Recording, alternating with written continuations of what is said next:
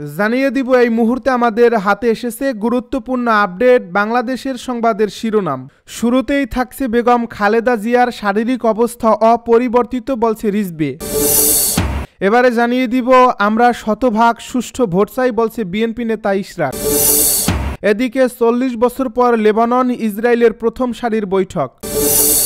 আরও থাকছে নিরাপত্তার কারণে স্মার্টফোন ইন্টারনেট ব্যবহার করেন না পুতিন।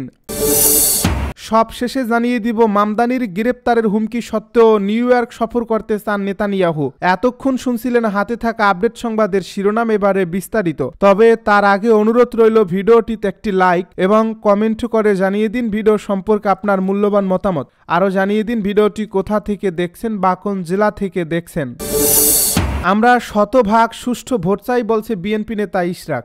ঢাকা ৬ আসনে ধানের শীষের প্রার্থী ইশরাক হোসেন বলেছেন, একদলীয় শাসন ব্যবস্থা বাতিল করে বহুদলীয় গণতন্ত্র প্রতিষ্ঠার মাধ্যমে সবচেয়ে বড় সংস্কার করছে বিএনপি। আমরা জনগণের আশা আকাঙ্ক্ষা অনুযায়ী একটি গণতান্ত্রিক রাষ্ট্র প্রতিষ্ঠা করতে চাই। এর জন্য সবচেয়ে জরুরি হলো নিরপেক্ষ ও সুষ্ঠু নির্বাচন ব্যবস্থা। প্রত্যেক ৫ বছর পরপর যেন কোনো দলই ভোট ব্যবস্থাকে নিয়ন্ত্রণ করতে না পারে, সেটাই আমাদের লক্ষ্য। জনগণ যাকে ভোট দিয়ে ক্ষমতায় আনবে আমরা সেটিই মেনে নেব। আমরা শতভাগ সুষ্ঠু ভোট চাই। বুধবার রাজধানীর গোপীবাগে তার নিজ বাসভবনে বাংলাদেশ জাতীয়তাবাদী দল ওয়ারী থানার উদ্যোগে আয়োজিত এক আলোচনা সভায় তিনি সব কথা বলেন।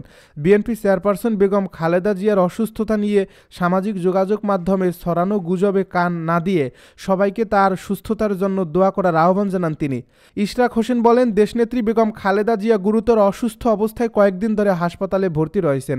সারা দেশের মানুষ ও বিশ্ববাসী তার জন্য দোয়া করছেন। বিশ্বের বিভিন্ন দেশ থেকে বিশেষজ্ঞ চিকিৎসকেরা আসছেন। ইতিমধ্যে জানানো হয়েছে তিনি আগের চেয়ে এখন অনেক ভালো অবস্থায় আছেন আলহামদুলিল্লাহ। তাই গুজবে বিভ্রান্ত না হয়ে সবাই দোয়া করবেন। আওয়ামী লীগের শাসনামলে সংঘটিত গণহত্যার বিচার দাবি করে তিনি বলেন, আমরা সুষ্ঠু বিচার চাই এবং যারা এর সঙ্গে জড়িত ছিল প্রত্যেকের দৃষ্টান্তমূলক শাস্তি চাই। কেউ যদি আওয়ামী লীগকে পছন্দ করত কিন্তু সে যদি গণহত্যা বা নির্যাতনের সঙ্গে জড়িত না থাকে তাহলে তাদের কাছে আমাদের যেতে হবে, ভোট চাইতে হবে।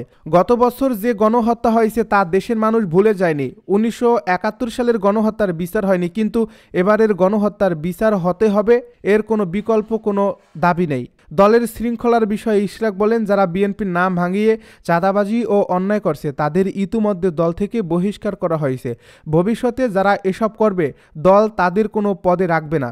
আমরা সবাই দেশনেত্রী বেগম খালেদা জিয়ার সততা থেকে শিক্ষা নিতে চাই। ৪০ বছর পর লেবানন ইসরায়েলের প্রথম সারির বৈঠক।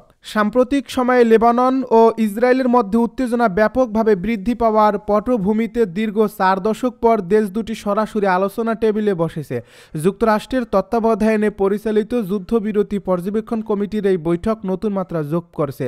বুধবার অনুষ্ঠিত এই বৈঠকে বৈরুত বলছে যে এটি শান্তি আলোচনায় নয়, বরং শত্রুতা কমানো ও লেবানিজ ভূখণ্ড থেকে ইসরায়েলের সেনাদের প্রত্যাহার নিশ্চিত করার প্রচেষ্টা।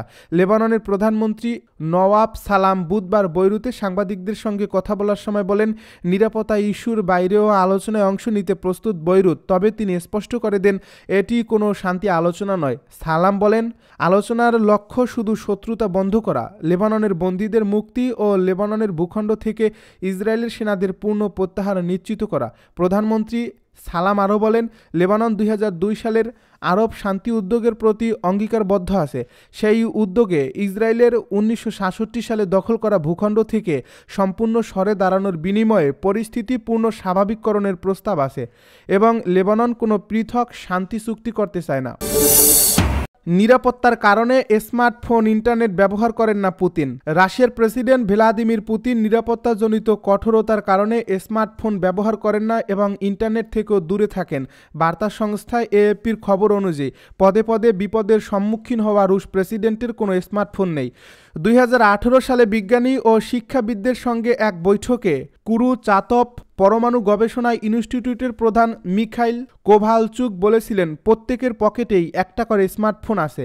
এর উত্তরে পুতিন বলেছিলেন, আপনি বললেন সবার স্মার্টফোন আছে, কিন্তু আমার কোনো স্মার্টফোন নেই। ক্রেমলিনের মুখপাত্র দিমিত্রি পেসকভ এক রুশ সংবাদ মাধ্যমকে দেওয়া সাক্ষাৎকারে এই বিষয়টি নিশ্চিত করে বলেন, যতদূর জানি প্রেসিডেন্ট পুতিনের কোনো ফোন নেই। তিনি আরও বলেন, স্মার্টফোন ব্যবহার করলে ব্যক্তির গোপনীয়তা ও নিরাপত্তা ঝুঁকির মুখে পড়ে, আর এটি বিশেষ করে যে কোনো শীর্ষ নেতার জন্য বড় বিপদ ডেকে আনে। পুতিন এবার রুশ সংবাদ সংস্থা তাসকে বলেছিলেন ক্রেমলিনের ভেতরে মুঠোফোন সম্পূর্ণ নিষিদ্ধ।